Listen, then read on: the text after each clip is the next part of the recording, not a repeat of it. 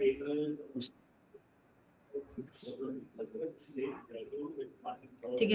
we'll start the session now. Okay. So, good afternoon, everyone, and a very warm welcome to today's panel discussion on the future of leadership development is broken. Leadership has never been more important or more challenging. Organizations are investing heavily in leadership development, yet many continue to struggle with building leaders who can navigate constant change, inspire high performing teams, and lead in an AI driven world. So, is leadership development truly keeping pace with the future? Or is it time to rethink the way we identify, develop, and empower leaders? To help us explore these questions, we are joined by two accomplished industry leaders who bring deep expertise in leadership, talent development, and organizational transformation. Our first panelist is Mr. Tanmay Parekh, Vice President HR at Dairy Day. Mr. Tanmay is a seasoned HR and learning leader with over 2 decades of experience in leadership development, talent management, organizational development, and executive coaching. Throughout his career, he has partnered with business leaders to build leadership pipelines, drive culture transformation, and create learning ecosystems that enable long term business success. Known for his strategic perspective and people first approach, Mr. Tanmay has worked across diverse industries, helping organizations prepare leaders for the future. Welcome, Mr. Tanmay. Thank you so much. Our second panelist is Mr. Saurabh Lahiri, Manager Learning and Development OD and GMR Office at Gensar Technologies.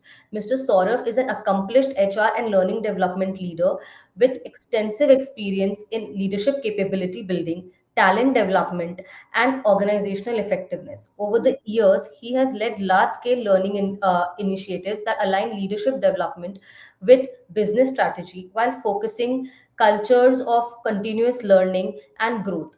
His practical insights into developing leaders in today's rapidly evolving workplace makes him a valuable voice in this conversation. Welcome, Mr. Saurav. Thank you. Thank you so much. And moderating today's discussion is Mr. Veerbhadra Patil, co-founder and COO at Skillemme, with nearly 2 decades of experience in capability building and enterprise learning. Mr. Patil has worked closely with organizations across industries to design impactful learning interventions and bring together thought leaders to discuss the future of workplace capability development. With that, let's begin what promises to be a thought provoking, and insightful discussion. Thank you all for joining us today. Thanks, Palak. I always ask her not to do my introduction, but yes, this time I just allowed her. Um, so thanks for that. Let's get started. From my perspective, so I've always seen that leadership has never been more important. Yet organizations still continue to struggle with succession, high pot development and preparing leaders for rapidly changing world today. So I think we will explore what needs to change, right? So I would like to start with Mr. Tanmay.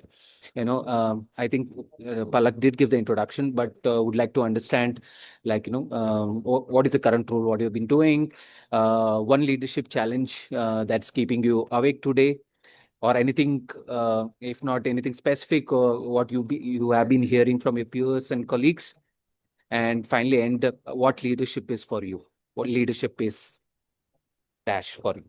Sure. Thanks, Veerbhadra. So, see, I'm currently heading HR for Derrida Ice Creams. Basically, we are into consumer goods space. It's three different verticals altogether, heavy piece on the manufacturing side as well as also on the front end side of it, and Yes. very lean structure altogether. As far as your question about which leadership challenge keeping me awake, uh, I will say I strongly believe that it's more to do with, you can say you should lead less and build more. Okay. Mm-hmm. People who have worked with me can vouch for one thing, that I never expected anyone to do some heroic work. Okay.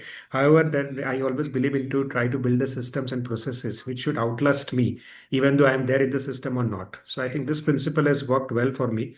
And this is how to build stronger system is something which is always a interesting, and it made me intervene. Okay. And what leadership is, if you can complete the statement for you? Yeah, so leadership is, let's say, I will say the same, repeat that. It's lead less and build more. I think this will be a stronger one to go for the sentence also. Yeah. Okay. So I'll just add one follow-up question for this. Coming from Yeah. a HR business partner background, what leadership challenge do you see most often inside organizations? No, I think everybody is thinking we should come back with some or another framework at a specific interval, and we have to come up with some new proposition which will sound interesting, okay, and it will give some brownie point initially. But honestly speaking, it is not going to really help in a long-term point of view. If it's the focus is for the short term, it might work some point of time, but I think it's better to go beyond the frameworks, beyond the acronyms, I think, and really work in the contextual reality. I think that will be making more sense. Yeah, I can personally resonate with that, very strongly, in fact. I'll tell you why, because, I've been around 20 years in the B2B space in sales, and worked across, as Palak mentioned, various industries, from banking to internet selling to now in the training space, voucher space, and all that. So whenever there is some leadership change, every new person who comes, they want to bring in some new system. And the people who have been used to a certain way of working, I don't know, I'm not debating whether it is right or wrong, but Yeah, yeah, that creates a lot of friction among the existing team for a very long time. That's where I think a lot of gaps emerge. Personally, in my experience, I've seen that. So yeah, yeah. thanks for that. And going back to Mr. Saurav, so the same question to you. Um, uh, what leadership challenge keeps you awake today, or what you've been hearing, and one sentence, leadership is for you. Right. Uh, so for us, or for me, because having spent some time in the industry so far and working with leaders very closely, Mhm. one of the key questions that we keep getting is that what is the ROI of doing all these interventions and everything that you do, right? Where is the business result? So I think that's always that constant tussle in terms of showing that dollar value return, right? In terms of where and how these leaders are, making that impact.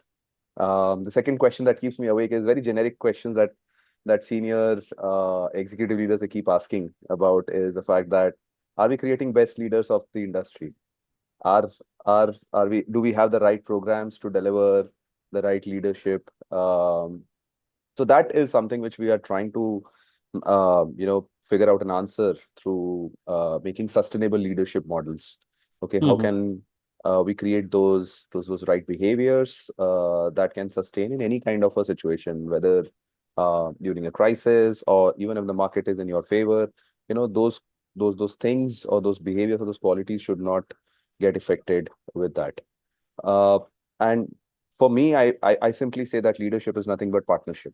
And I just simply would like to keep it very simple that the way you work with other people around you, if you work like partners, if you work like equals, of course, that's where you try to create more engagement, and also you create more future readiness, and also you create a long-term pipeline of more leaders, right? You have to work on the potential of other people, right? That's Mhm. where the right leadership thrives. So if somebody asks me that what is a leader responsible for, I mean, amongst, okay, we all say that leader is responsible for delivering the task, delivering the business outcomes, everything else. I think simply it is put together as leadership is responsible for the environment that you are True. into, right? Yeah. So if you build the right environment, I'm sure everything can take care of. You will have the best collaborators, you will have the business getting driven in a right appropriate manner. People will be open to whatever kind of changes you want to bring. But it's the environment that will help these people or your teams to thrive further. Rightly said, because leadership means no creating the right environment. So that's what comes from. Because I've seen people, don't want to quote any examples, but from the BFSI sector. So how a friend of mine used to tell, how um, people behave. It starts from their national heads to the regional heads, then comes to their branch managers. How they behave, and that's what keeps rolling on to the next lower levels, because there is an environment where if we don't put pressure on our subordinates, the targets won't be achieved right from the top level. So it imbibes in the entire culture of or the fabric of that organization. I don't know whether that kind of leadership will work in the coming future with the Gen Z coming. So I have a lot of questions there on that one as well. But one following question to you, Mr. Saurav, is that I was just going through profile and I want to understand, like, how did your AIESEC, that leadership journey influence your corporate Okay. leadership philosophy? Okay. I have to go back like 17, 18 years ago. So, so I was doing my engineering, of course, and like every other person who joins engineer, I was also in one of those 90. I mean, I'm quoting 90% as a figure here, but majority of people don't know why they are doing engineering. And let me put myself also, I was also not aware why Same I'm here. doing engineering.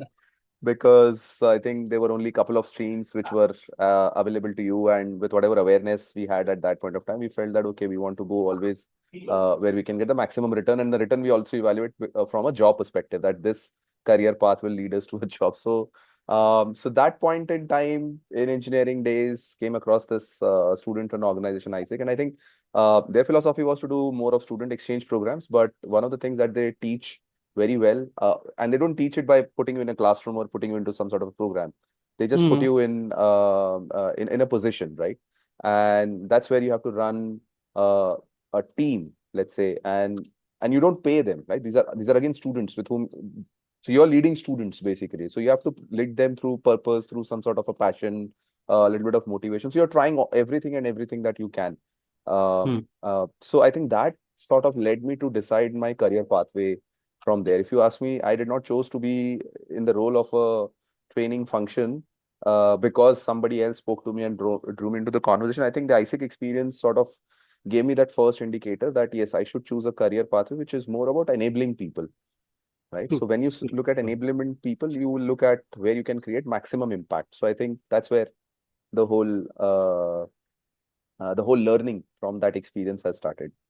Great, great, great. In fact, just to add about myself also, when I did my MBA, so I was involved in a lot of activities in the college to get my first job also, because that gave me understanding of how to work with people, how to get things done, uh, getting things done faster. So a lot of Correct. things, which is very important for a sales guy. Uh, and I think that also shaped my career, because that gave me the confidence. Since younger days, I've been an introvert. I never spoke to a lot of people, whether it is boys or girls. Right. From being from that frame, coming from a small city like Belgaum to Bangalore to do my MBA, and in those 2 years, all those experiences, shaped me to taking up my first job in sales. So yeah, in this segment, so what we understand is, what you have touched upon it, like Mr. Tanmay mentioned, so leading less and building more. um, Systems and processes are very important. When we started as a startup, I, along with my founder, Mr. Swaroop, so we always believe that um, any company, right? So if it has to grow, so system and processes are very important. So we invested money on having those CRMs in place, and also because primarily it is driven by sales, right? So I definitely agree with that, Mr. Tanmay, what you said. And getting new framework always, that creates a lot of challenge with changes in the organization. And like Saurav mentioned upon the leaders keep asking, oh, that is the challenge on ROI, which we touched upon a couple of weeks back on in one of panel discussions as well. And having sustainable leadership is what would be what we look forward to. So let's quickly jump into the next segment. So we have quite a few segments. Um, so segment one, myth versus reality. So this is the segment. So I just want to ask one question. So to both of you. So you both continue learning through certifications and thought leadership. So I just want to understand, like, which leadership capability do organizations still underestimate the most? Is it emotional intelligence? Is it agility or business acumen? Or it could be anything else apart from this. any one of No, you I can. think it's more about I think it's better to stick with the basics. There's a lot of noise in the market with the multiple tools and multiple technologies. I think instead of feeling of missing out, it's better to focus, understand what is our context, what is really making sense in our organizational realities, and if we will focus on it, it will be better. I have no problem against people are accumulating certificates, not that. At the end of the day, if we are able to apply those things in some point of time in our scheme of the things, it will be helpful. Otherwise, it will be accumulation, and some point of time you will definitely go back and try to refresh. So I have no problem in terms of having the certifications, because everybody is not privileged. Everybody is not having a sometimes having a ecosystem where they will get mentors or some people who will be able to help them navigate. So this type of online platforms and all any other massive online open courses, all these things are absolutely helpful. I can't say it is not important, but yeah, I think better to focus on the what is next after this. How can I really apply in my day-to-day job in some or the other capacity? It's okay. Everything may not be able to apply in full capacity, but at least if we can start doing on it, then I think we should be able to do justice to it. Okay, okay. How about you, Mr. Swarov? So, any Yeah. thoughts on? No, I fully echo with what Tanmay is saying, that these certifications and all will always be there, and it keeps you relevant. Let's say it's more of a relevancy level. But when you look at an impact or a change, that will come in terms of how do you what kind of leadership practices do you follow, right? So let's say if you learn any new certification or any new framework, right? If you learn let's say a very effective model on feedback, but if it is not helping your associates to contribute more or rather make changes in their approaches, the awareness of those feedback models doesn't help. You cannot just simply say that I'm a leader because I follow a very unique feedback model of coaching or whatever. You follow the best agile practices in your projects, but unless it doesn't give you the right outcome, it doesn't help. Right? At the end of the day, it is about understanding the business. So what you said about business acumen, yes, it's one of the very core areas that from an organization lens, if you look at, is very critical, that they want the leaders to understand the business that they are into, right? Because I mean, I can say it from a very real examples also, right? In our organizations, we always find that people are not even aware of the basic, models that we follow, like how we generate revenue, what are the important factors that contributes to our revenue.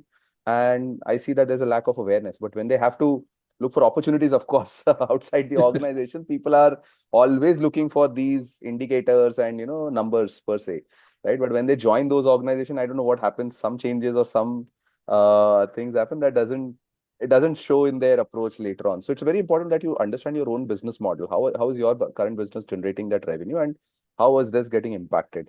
Until the time you don't understand it, you will never be able to embrace any kind of changes, right? That agility in you will be more from a top-down approach rather than from, enabled from yourself, right?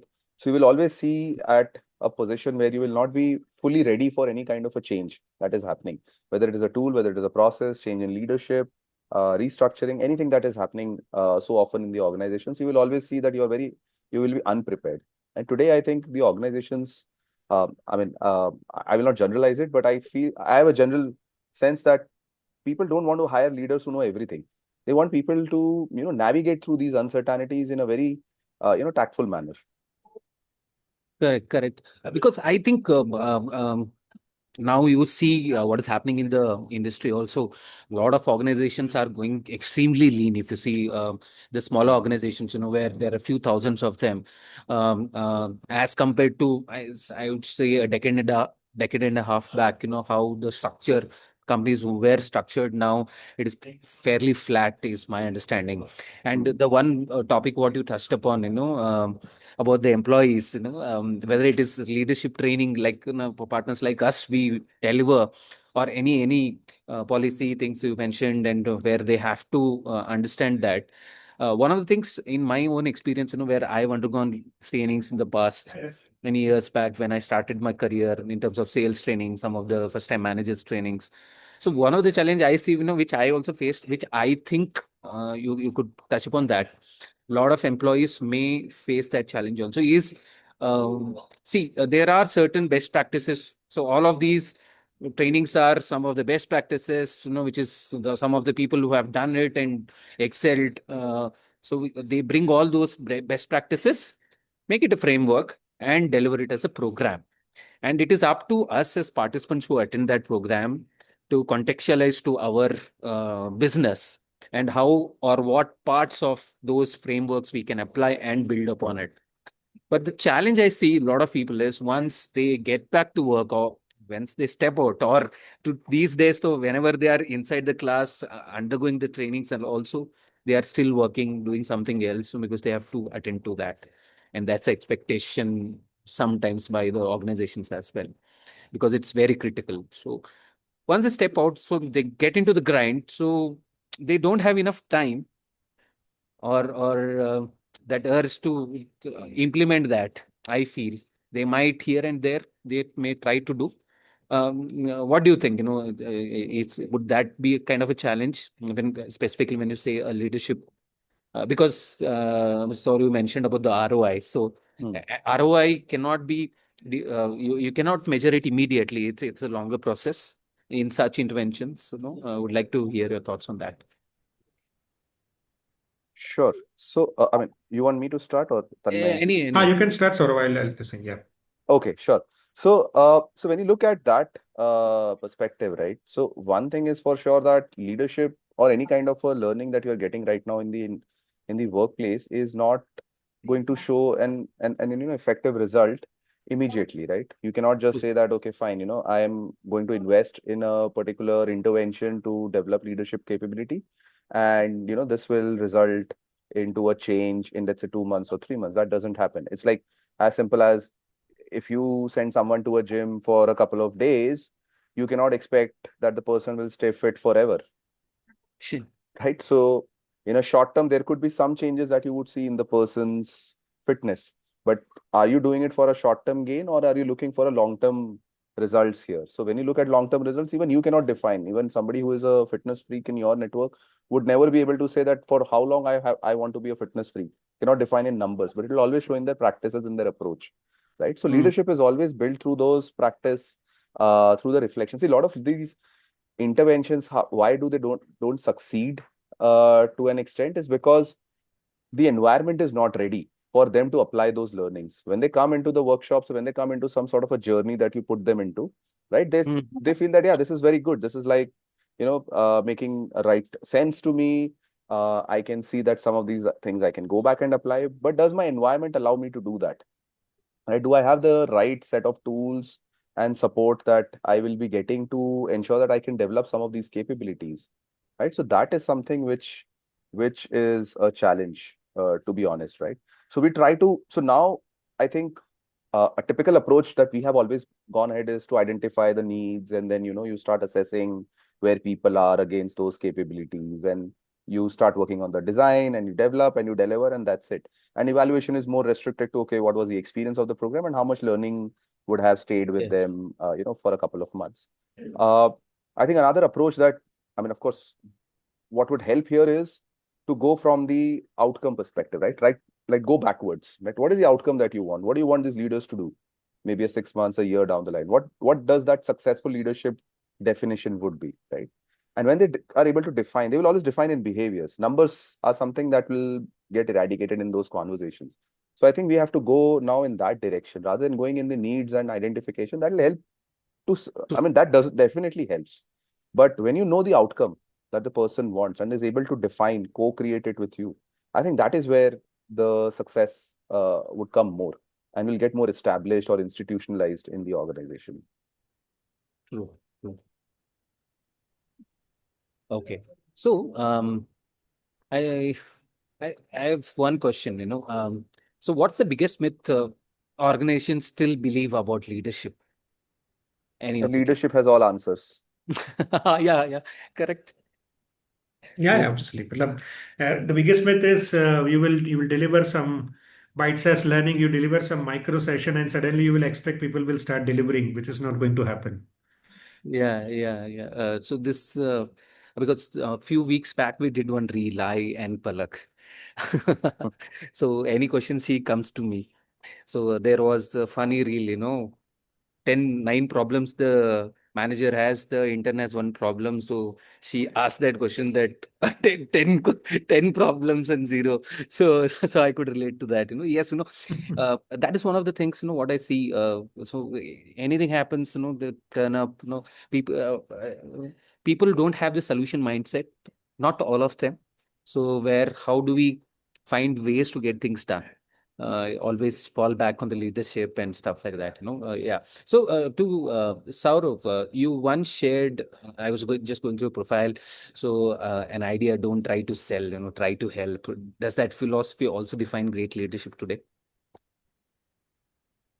It does, because when I mentioned that leadership is partnership, right? When you look Yeah. yourself from the role of a partner, when you partner with someone, what are you trying to do? You're trying to either solve a need or, fulfill the desires. I'll keep things very simple, okay? That is what you try to do. Either you want to be a business partner or a relationship, if you look at in that partnership level, right? You're always in that constant world of doing either or. So I think instead of, showing that where in terms of the potential where you are, or where in that uh, the how do I put it, like where you are in terms of your uh, your capability level in that partnership, because you will never be able to say that, okay, I have the better ability to be in in a relationship or in a business context, that I have a better capability than the other person. There will always be that case. You will always be either superior to somewhere, or you could have some things which the other person may have. But in the end, you try to look at those common areas where you are either trying to fulfill, the actual reasons that why you want to partner with someone, right? And you cannot force partnerships, True, true, true. right? Yeah. And it has to be something where you build that common ground, and you try to invite, or you try to get more people persuasive. Like if you persuade people, you try to influence people to get into that zone, and then you start helping them. Okay. So in this context, the one final question for this particular segment is, if you can complete this sentence, the biggest mistake companies make is. Okay. They is that a question to me again? Both of any Okay. No, both I'll, of you can answer. you finish it, then I will also do it. No problem. Sorry. Okay, the biggest mistake that company makes is that they feel that leadership, uh I'll need some time. Let me think through it, actually. Okay, so There are I'll many that I is can coming in my say mind. this. I think biggest myth, because mistake companies are doing it, I think we are undermining the mode of learning and options available in today's time. Okay, we are trying to put across some of the things as a part of the learning journey, but honestly, people are have their own choice, and especially in the democratization of learning environment, multiple resources available in today's time. It's a sheer choice of the people who are basically going to decide. So I think it's better, let's not end up as people might go for videos, podcasts. There are multiple other mode of mediums through which people want to go through the content and this particular part, rather than deciding this particular time slot, this many hours. I don't think so it will work in coming days, that this many hours you are supposed to go through it, and then only it will be like a tick in the box which has happened. I don't think so it will work in coming days. Yeah, interestingly, when I started my career in the training space, so the company I worked for, so it was fairly new. So it was online instructor-led sessions. It was fairly new back then. Only few companies did that, were instructors with the LMS. So there, one of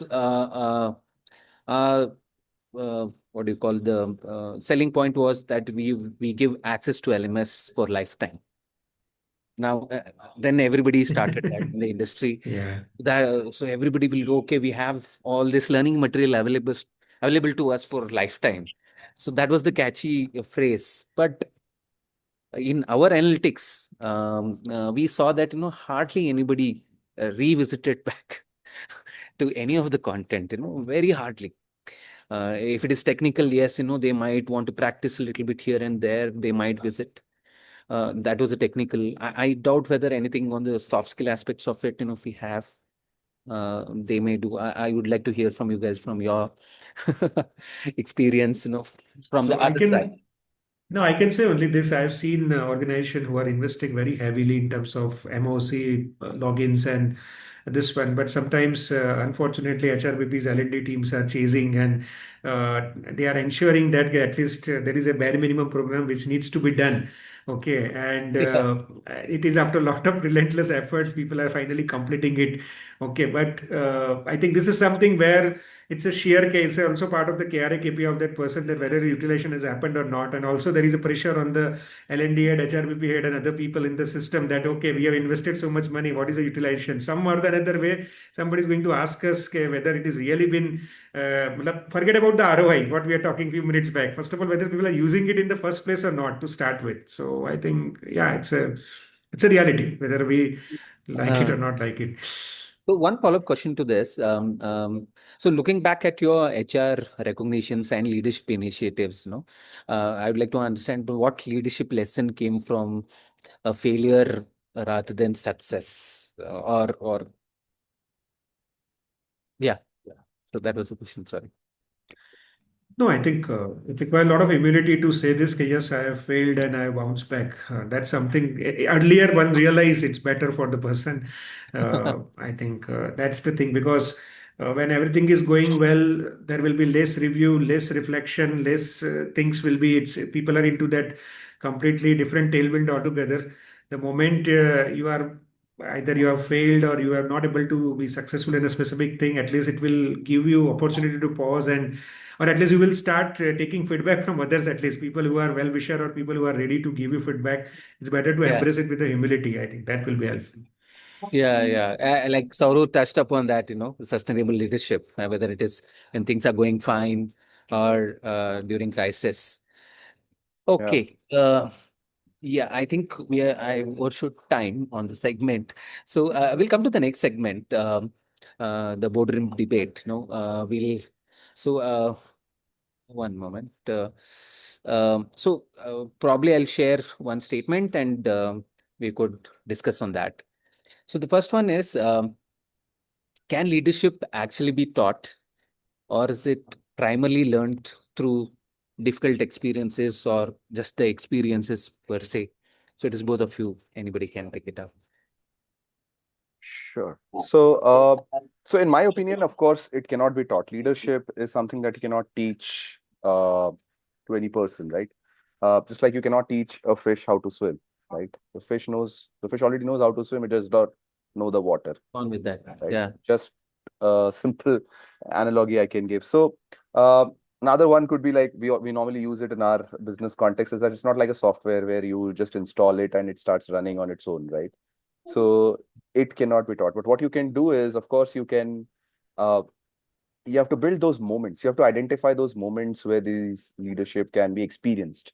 It's an experience in a way. What you're doing is an experience that you're passing on to people with whom you're working, right? And it does not come with a sense of titlement only. Leadership can be hidden in those moments. I know there are a lot of teams or team members when they work together, they always believe that and it's a very, very normal human tendency. We always believe that someone who is participating more is the loudest in the team, deserves to be, a leader. But many a times when you see there a crisis situation or there is a very, a problematic situation, they necessarily don't turn to such people. They turn to someone else in the team who may not have been the most, loudest or most participative, but would still have the solution with themselves, right? So it's those moments where a leader is able to identify that, where the potential or where the capability of my team is lying. Yeah. So this one point, which resonates with me, because when I finished my MBA, I think 20 years back. Uh, so always when companies came for hiring, so there used to be a written, there used to be a GD, Yeah. then a personal interview, and then obviously you are selected.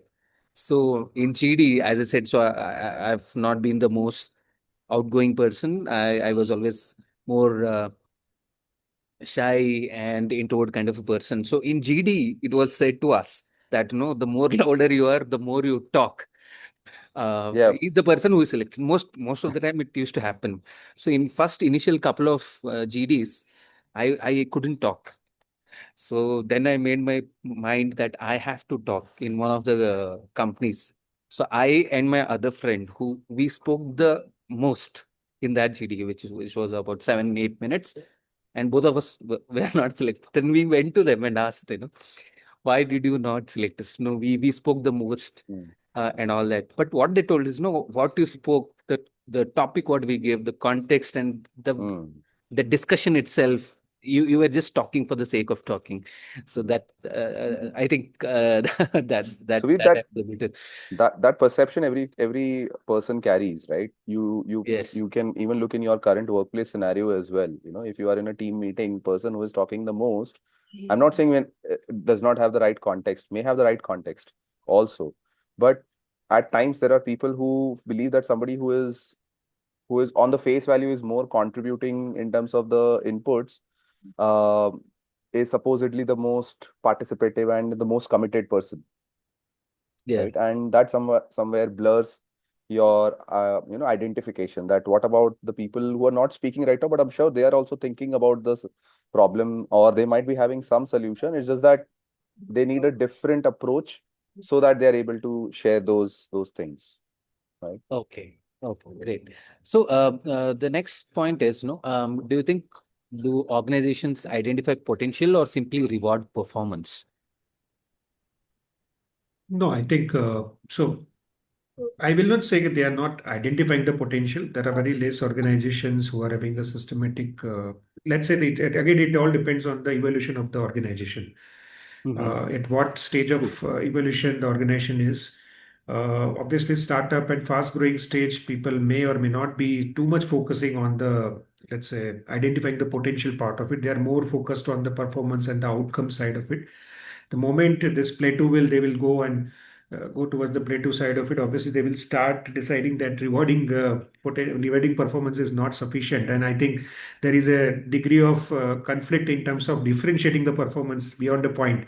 So people who are consistent performance, there's no guarantee they will definitely able to grow in the, let's say, next roles. Okay, so yeah, it all depends on the evolution of the company first, and second is it's very easy to say that the assessments, or let's say assessment center, development center as a concept altogether, okay, or let's say hypo part, these all things are good to have, but again it requires a minimum level of maturity, especially with the target audience, as well as the how concrete the career paths are really made in the organization. It solely depends on that. Once again. Sure. Mr. Saurav, any thoughts on that one? Yeah, just to, I mean, of course, fully agreed with Tanmay. If you ask any organization whether they have a performance and potential piece, of course, you need to measure and reward the performance. That is there, I think, consistent in most of the matured organizations, I would say. When it comes to potential, see, for us, I can say in our context, uh, the criticality of measuring potential is much higher at a senior leadership level. Okay, Okay. because if you have a functional leader or a senior VP, or someone who's a CXO leader, of course you need the pipeline to be ready. You need the leadership pipeline to be ready. Uh, but that is only very specific to, let's say, maybe our organization or maybe a similar organization who might be working in our capacity. But that doesn't disregard that you should not focus on leadership readiness at the levels below that, right? You still need Okay. to have those readiness there. So potential awareness needs to be there. How do you implement it and how do you integrate it in the process is something that that can be a challenge for a few organizations, but some of the organizations are already way ahead in that as well. Okay. Okay.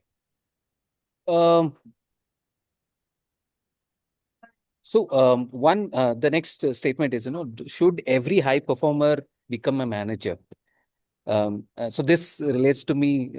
I'll just relate to what this one. Recently I was seeing one of the snippets of video of Javagal Srinath. If you guys are cricket followers, avid, so I'm a little bit into cricket. So he was speaking. He was speaking about leadership under various captains. So he spoke about Mohammad Azharuddin. He spoke about Sachin, and he spoke about Saurav Ganguly. And the one statement which stuck with me the most, which what he spoke about Sachin Tendulkar's leadership as a captain. So he had two stints. The first stint, he told that Sachin was very difficult to manage. Us knowing Sachin as a persona, high performer, very soft spoken, very respectful, but behind or in the dressing room, he was very difficult. So he used to tell Javagal Srinath, the statement what he told was, he used to bat, he used to ball, seam up, outswing, in swing. leg spin, off spin. So this is all what Sachin was able to do, and he was expecting that from Javagal Srinath. So they had a rift in between, understanding difference. But he told the second time when he came as a captain, so he understood that a little better. He was slightly better captain in the second stint, and the best captain he worked under was Saurav Ganguly because he was open to discussion. And if either of the party was angry, so he used to ask him to calm down and speak, only not in front of the cameras, so behind doors. So from that context, no. So I'll repeat the question if this what I told was little too long. So um, should every high performer become a manager? That's Okay. In our context, see, this is very subjective question. Should high performers become should be Hmm. promoted, or let's say be a manager or a people manager? See, people manager is a different skill, right? If you ask let's say a sales professional, you're in sales, right? And if you're Yes, achieving results, you are the top performer in your team. Your expectation would be to get promoted, right? Now, true. if that promotion brings people management angle to it, then definitely there has to be an assessment. There has to be some bit of a potential assessment that whether you can coach people. Now, you were very good in achieving your own targets, right? But versus you have to make now 4 people achieve their own targets, right? So that Yeah, requires a whole lot of different abilities. And that ability. doesn't mean that you will only show that ability when you are promoted. You would have shown that even at the level where you are. You might be collaborating, you might be influencing, you might be supporting a fellow colleague to close a deal or handle a very difficult customer. Have you done that? Have you been able to do that on your own, right? Or maybe you would have given that task and you were able to do it. So all these examples matters, right? So if you simply put someone, let's say in our context, if a project manager does delivery on time, I mean, of course there is a high chance that he could go for the next promotion, definitely. But should people be promote I mean, should that person be given a people responsibility, right? That is something which we need to assess. So every promotion need not be a people management, right? I think a lot of organizations Yeah, now gone with that maturity that all promotions need not be a people management thing. Got it. yeah. In Yeah, today's times, even IC roles can also have a good career path, and also everyone's driver is not always to become a.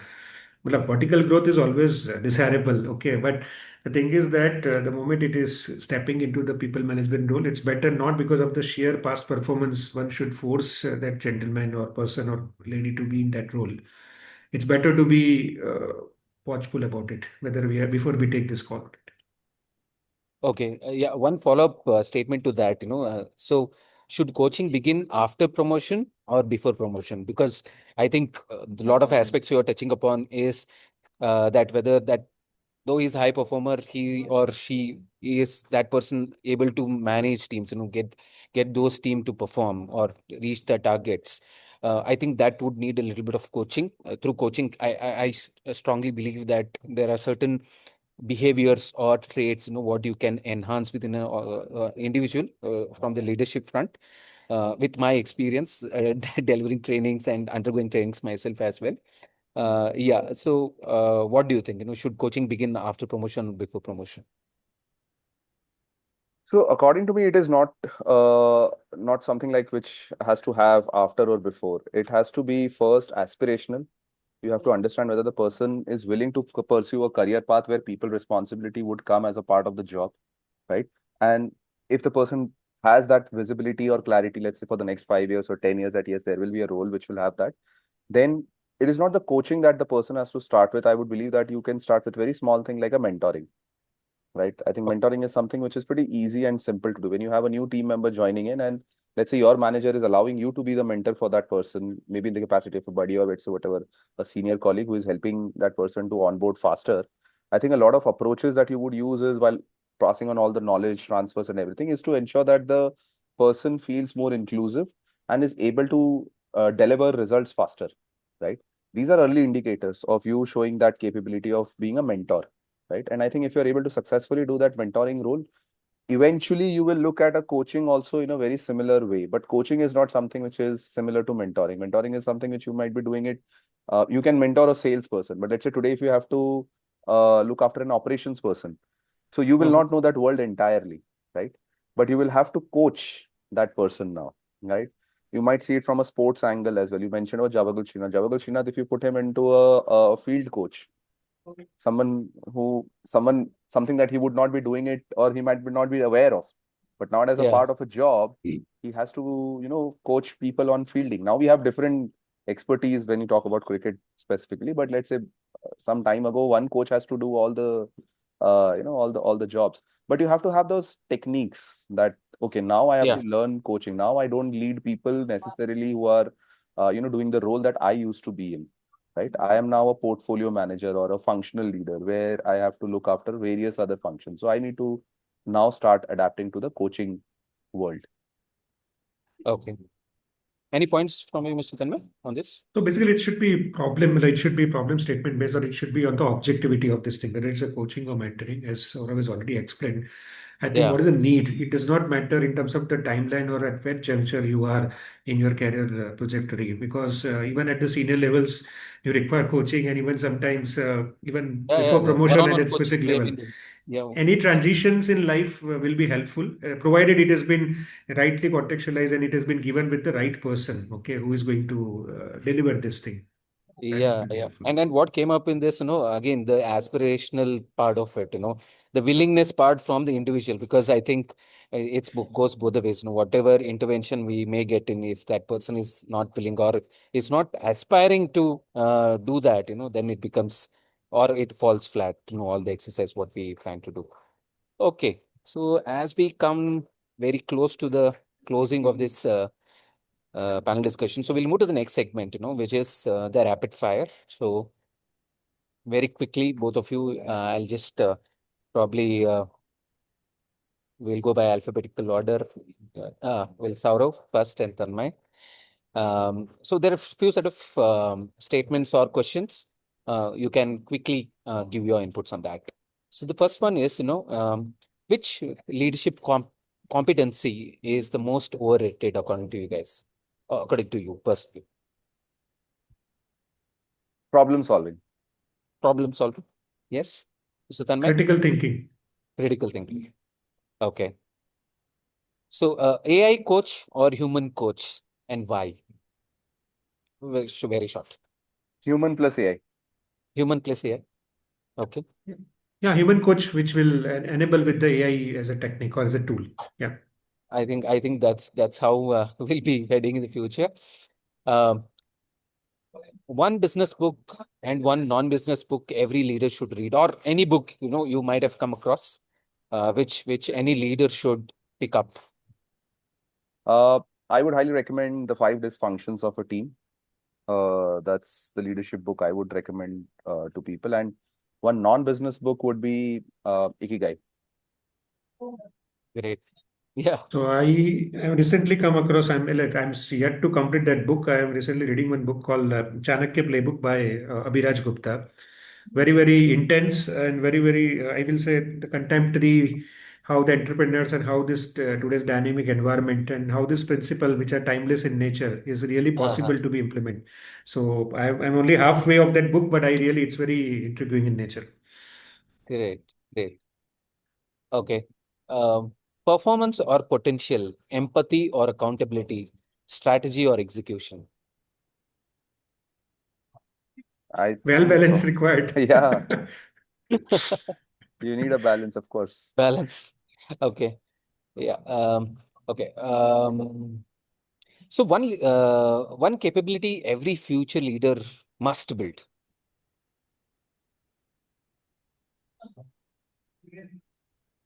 I think adaptability.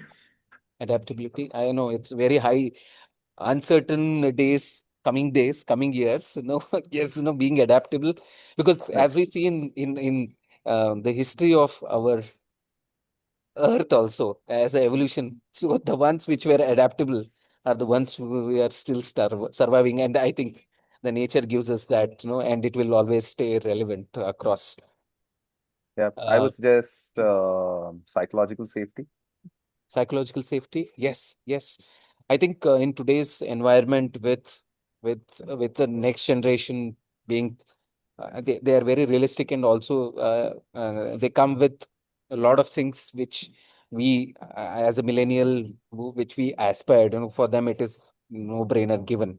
So a lot of things, psychological safety becomes paramount in the organizations today, I feel. True, that is true. And one hiring mistake companies keep repeating. One high. So I can say whenever they are hiring from outside, I think the expectations are very, very multiplier of the existing reality. And then the moment we are coming, and I think there is a mix of it's a mixed bag as both on the both ends. The expectation set during the we are taking person from outside, and when the person is really facing the reality, when the rubber hits the road. So I think that's the biggest gap which happens. True. So which we Yeah. touched upon earlier, the one is, yeah, you said the expectations are sky high. And because of those sky high expectations, the person who comes with a new system thinking that old system has not worked. So that's why they are hiring me. Let me do that 360-degree, everything new. And most of the times, quite a few times, it creates that rift among the teams. Sorry, we wanted to tell. Yeah, for me, I think it would be confusing confidence with capability. Okay. Okay. So, one leadership behavior you would eliminate forever.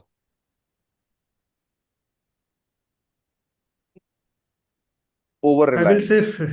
Sorry, go ahead, sorry. Tanmay. Sorry, go ahead, Tanmay. No, no, Bilal, this the typical one that fake it to make it. Something sometimes people try to do like this, but I think it's not. People will definitely make out. Okay, sometimes some people might be vocal and they will tell. Few people may not tell, but I think people are wise enough and people can easily make out whether you are having a substance or not. Yeah. Uh, for me, one of the leadership behavior we should eliminate is getting too involved in each and everything in a day-to-day work. Okay. Okay. AI. So finally, we come to the AI piece of it. So no discussion is complete without AI these days. So so that's why I'm getting it as well. So AI threat or leadership multiplier? See, for us, it is definitely a multiplier. Uh, and from every aspect of it, right? It definitely, I mean, of course, you cannot replace human with an AI completely. We are in an IT, and we have, I mean, not just we, any organization who works with tech products would tell you that AI cannot be completely followed blindly. So even in the leadership practices that you do, you need to enable your team with tools which can make their jobs easier, can make things much faster, right? You need faster results. Now the stakeholder expectations are also very high. Right? Not those days when you can have time and you can build things and have your own sweet time to perform and then deliver things. The timelines are very limited, very constrained, I would say. So I think definitely it's a multiplier, but it It's a cannot replace multiplier. some human emotions like empathy, maybe trust. Yeah. You cannot accountability, right? You cannot have the tool as accountable. You make a mistake, whether it was your True. tool or whoever, you will always need a person behind it. True. True. Multiplier, of course. Yeah. Okay. One word describing Gen Z leaders. Anything you may have? I think Because fearless. we recently saw an event happening in Delhi. Yeah. Because it's a forum, and I don't know. Well, I So, think that's a very so political Gen context, Z's but I played would a say very important fearless. role. In our Yeah, workforce, I, we see that they don't hesitate. There's no hesitation. no I will hesitation. say entitled. The over and above fearless. A lot of people are entitled also. Entitled also. Yes. And complete this sentence, great leaders never. And what? Generally, so great leaders don't have insecurity. If they are really a great leader, then they should not be having insecurity.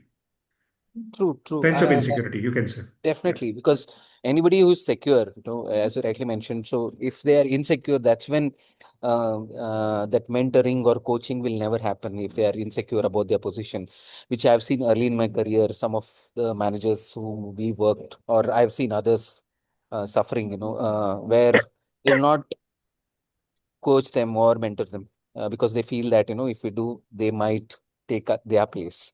So they keep their cards closer to their heart. Sometimes some Right. people still do that. Yeah, yeah, sir. Right. So, Veer, you mentioned about Isaac, and I think I'll borrow that statement from there. So we used to say that great leaders never create followers; they create further, better version of your leader. Yes, so you grow when they grow, so you create that leadership pipeline along with that. Okay, coming to the final segment. So thanks for that, for being so candid and sharing your inputs. So the final segment is one word challenge. So I'll just read out few of the words. Um, uh, would like to understand which one will matter most in 2030. Okay, so I'll start. So ownership, humility, influence, accountability, resilience, purpose, curiosity, AI, and finally culture. Should I repeat that? Maybe I'll just, Uh, so I will say trust, influence, and culture. Matlab, if I have to pick three out of this all 10, 12 terms you said, which yeah. will be relevant, yeah, these three things coming in my mind. Yep. I would also go ahead with Tanmay. Just might want to add one more thing is the purpose. Mm. That why you are on this leadership role, why you chose, why you say that you are a leader. Okay, great. So before we close, any closing thoughts from both of you on the discussion we had? Tanmay, would you like to go first or should? Or maybe No, no, no. I'll So yeah, no, so I can say I think so. First of all, very different whether compared to. So I've been to some different. This type of let's say panel discussion other places. You had made it very much. Matlab, it was a very conversational and it was not in a specific. You did not try to lead us towards a specific this thing. You were also sharing your candid views in the conversation. So yeah, I can say one very powerful thought. What I can reflect is the though we have not used the word Kirkpatrick model, but the way it was explained in the first phase of our conversation in terms of where we should really start for it rather than chasing for ROI of it. I think that's something which is really it's a good food for thought. And the second is also in terms of the good one in terms of whether coaching is required before or after promotion because though it was not a semantics, I think it was it compelled to give a serious thought on this whether we should really look it from this lenses or we should look in a different way altogether. So I think these two were there are a lot of questions you asked, but still these two things something which catch my attention. So this I thought it was a great conversation. yeah. Um, So, yeah, I think since it was a very small panel and it was great to know Tanmay your opinion as well in terms of where and how do you see each and every aspect. And also the conversation where you brought in and you brought back the memories of Isaac. I was not expecting that. It was a sweet surprise for me that you went into that detailing because normally people don't want to go at the start. They want to go in whatever there is the recent past that is happening. So, I mean, why I brought that, because as you see, again, the leadership, it's a topic, people have varied opinion about that. And I also personally believe to a certain extent that people are born with those qualities. hmm, But I also feel that they may not be, but in the initial years where they are building up, whether they are studying or if there is the right person with the right direction which they give them, they can learn a lot of aspects of it, which I think it is good enough for any person, who is not born with those traits, those learned traits, or which they will keep augmenting over the period of time with the experiences coming in the later years of their work. That's how it will take them. So that's what I personally believe, and it's always, since it is mentioned, so I just thought I'll pick it up from there. no, and that was a very, I mean, I personally like that part of that research if you have made that way. And on the topic, I think uh, very relevant and very contextual to I think all the businesses that are there. And of course, any leadership just does not follow a straight line, right? It's very it's not like a linear path. Everyone is still learning, True. adapting, and everyone is finding some new ways or new lessons along the way, right? So that's what keeps the leadership more fascinating. Leadership 20 years ago versus 10 years before versus now and versus 10 years later. from today will be very, very different.